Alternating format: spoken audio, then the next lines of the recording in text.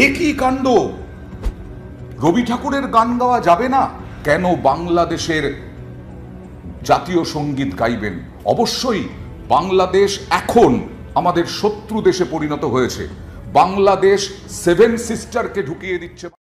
ভারতীয় আধিপত্যের দিন শেষ। এবার সকল বাঙালি ঐক্যবদ্ধ হয়ে গঠিত হচ্ছে অবিভক্ত বাংলাদেশ। আমাদের ভাষা এক, সংস্কৃতি এক, এমনকি চিন্তাধারাও এক ও অভিন্ন।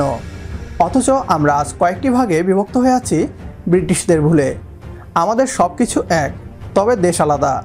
এমন হাস্যকর ভুলের সংশোধনের সময় এসেছে এবার। বাংলাদেশের জাতীয় সঙ্গীত ভারতের মাটিতে গাওয়া নিষিদ্ধ করেছে ভারত। পশ্চিমবাংলা, আসাম ও ত্রিপুরার বাঙালিদের রক্তে মিশে আছে আমার সোনার বাংলা গানটি। তবে এই গান গাওয়া নিষিদ্ধ করা হয়েছে। কেন ভারতীয় বিজেপি সরকার বাংলাদেশের জাতীয় সঙ্গীত নিয়ে এত ভয় আছে? আসামের পর পশ্চিমবাংলায় কেন আবারও নতুন করে আলোচনায় বাংলাদেশের জাতীয় সঙ্গীত আমার সোনার বাংলা? বিস্তারিত থাকছে আজকের এই ভিডিওতে। একই কাণ্ড। রবি ঠাকুরের গান গাওয়া যাবে না? এদেশে রবি ঠাকুরের গান গাইলে দেশদ্রোহিতা, কিন্তু রবীন্দ্রনাথের গান গাওয়া আমার সোনার বাংলা, আমি তোমায় ভালোবাসি, এই গান উদ্বেলিত করে আমাদের। বিরাট গান, সেই বড় গান বহুবার শুনতে ইচ্ছে করে, বারবার শুনতে ইচ্ছে করে। কত শিল্পী এই গান গেয়েছেন, আর সেই গান গাওয়ায় দেশদ্রোহিতা, রাষ্ট্রদ্রোহিতা, এটাও রাজনীতির মধ্যে পড়ে। কেন? এটা নাকি বাংলাদেশের জাতীয় সঙ্গীত, তাই গাওয়া যাবে না। বাংলাদেশের জাতীয় সঙ্গীত বাংলাদেশ সরকার করেছে, বাংলাদেশ রাষ্ট্র করেছে, তাতে আমাদের কি?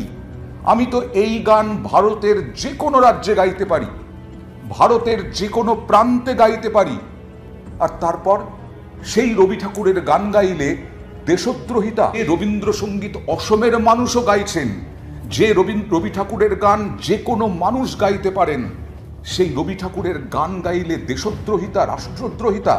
বরাক উপত্যকায় বাংলাদেশ লাগোয়া জেলা শ্রীভূমিতে সাবেক করিমগঞ্জ জেলা কংগ্রেসের একটি সভা ছিল। বুধবার থেকে সেই সভার 19 সেকেন্ডের একটি ভিডিও, মানে দুটো লাইন গেয়েছেন, 19 সেকেন্ডের একটি ভিডিও শেয়ার করতে থাকেন বিজেপির নেতা নেত্রীরা। বলেন এটা রাষ্ট্রদ্রোহিতা, এটা নাকি একেবারে দেশদ্রোহিতা। কেন?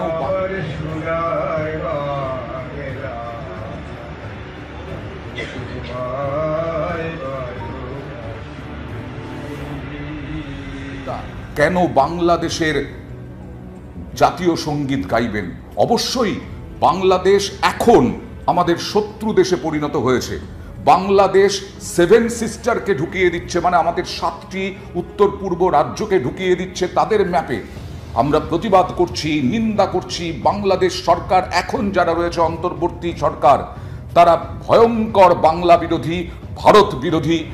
বাংলা দখল করবে, কলকাতা দখল করবে, আগরতলা দখল করবে, এই সব হুঁশিয়ারি দিচ্ছে। কিন্তু তার সঙ্গে দেশদ্রোহিতার কি সম্পর্ক যদি রবি ঠাকুরের এই গানটি গাই?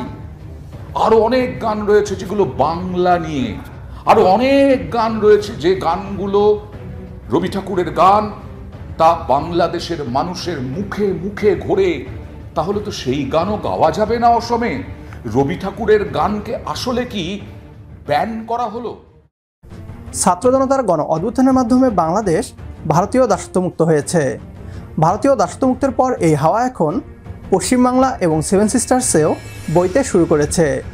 পশ্চিমবাংলা এবং আসামে বিগত 1 বছরে বহুবার আওয়াজ উঠেছে বাঙালিদের ঐক্যবদ্ধ করে অবিভক্ত বাংলাদেশ গঠন করার। পশ্চিমবাংলার বাঙালিদের ভাষা ও খাদ্যাভ্যাস নিয়ে হাসি তামাশা, এমনকি ভারতের অন্য রাজ্যগুলোতে মারধরও করা হয়েছে। আসামের বাংলা ভাষাভাষীরা ভারতের রীতিমতো সৎ সন্তানের মতো অবহেলার শিকার হয়ে আসছে। এই সব কিছুই ভারতের দখলে থাকা বাঙালিদের মনে ক্ষোভের জন্ম দিয়েছে, যা বাংলাদেশের জাতীয় সঙ্গীত ও বাংলাদেশের অংশ হওয়ার আন্দোলনে পরিণত হয়েছে। পশ্চিমবাংলা এবং সেভেন সিস্টার্সের বাঙালি ও উপজাতিদের বলতে চাই, আমরা সবাই ভাই ভাই, সবাই মিলে একসাথে থাকতে চাই। আজকের ভিডিও এ পর্যন্তই। ভিডিও সম্পর্কে আপনার গুরুত্বপূর্ণ মতামত কমেন্ট বক্সে জানিয়ে দিন আমাদের। সেই সাথে ভিডিও শেয়ার করে দেখার সুযোগ করে দিন আপনার বন্ধুদের। পরবর্তী ভিডিও দেখার আমন্ত্রণ জানিয়ে বিদায় নিচ্ছি আজ। আল্লাহ হাফেজ।